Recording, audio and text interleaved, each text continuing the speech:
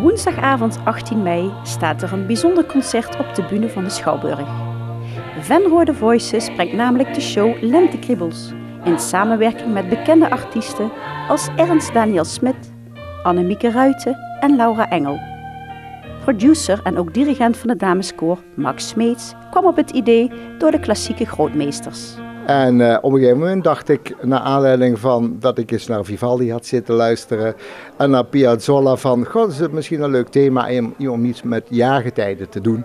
En wat ligt er meer voor de hand om met de lente te beginnen, want dat is het mooiste jaargetijden. En dat heb ik aan mijn impresariaat voorgelegd. Die heeft dat een beetje afgetoetst bij de theaterdirecteuren en dat werd heel enthousiast onthaald. Zo is het gekomen.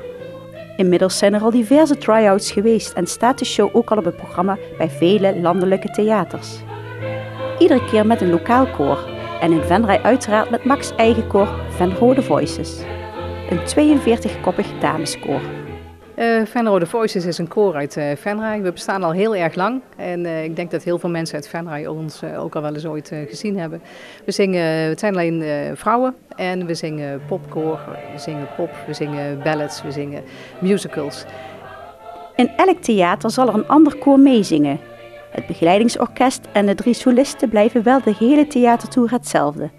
Al geven zij alle 3 wel een andere kleur aan de show. We hebben 3 heel verschillende solisten. We hebben natuurlijk Annemieke Ruijten, een echte musicalster en tv-ster.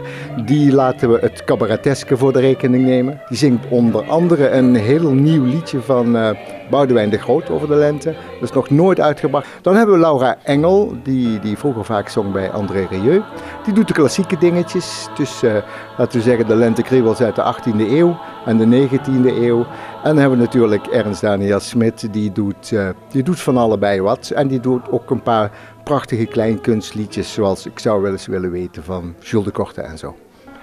Er zijn nog kaarten voor de voorstelling te krijgen, waarbij onder andere Tulpen uit Amsterdam, The Rhythm of Life en Mr. Blue Sky de revue zullen passeren. Bijna 2 uur alleen maar liedjes die te maken hebben met feel good, met lente, met voorjaar, met liefde en alles wat daarmee te maken heeft. Na deze uitvoering heeft Venrode Voices het volgende project alweer in het vooruitzicht. Wat gaat starten in 2017, dan brengen we in november de musical Hair in de Schouwburg. En dat is volgens mij in het kader van een jubileum, als ik het goed heb. Ja, in dat jaar bestaan we 60 jaar. En het leuke is dat de musical Hair dan 50 jaar bestaat. Dus we doen eigenlijk iets terug.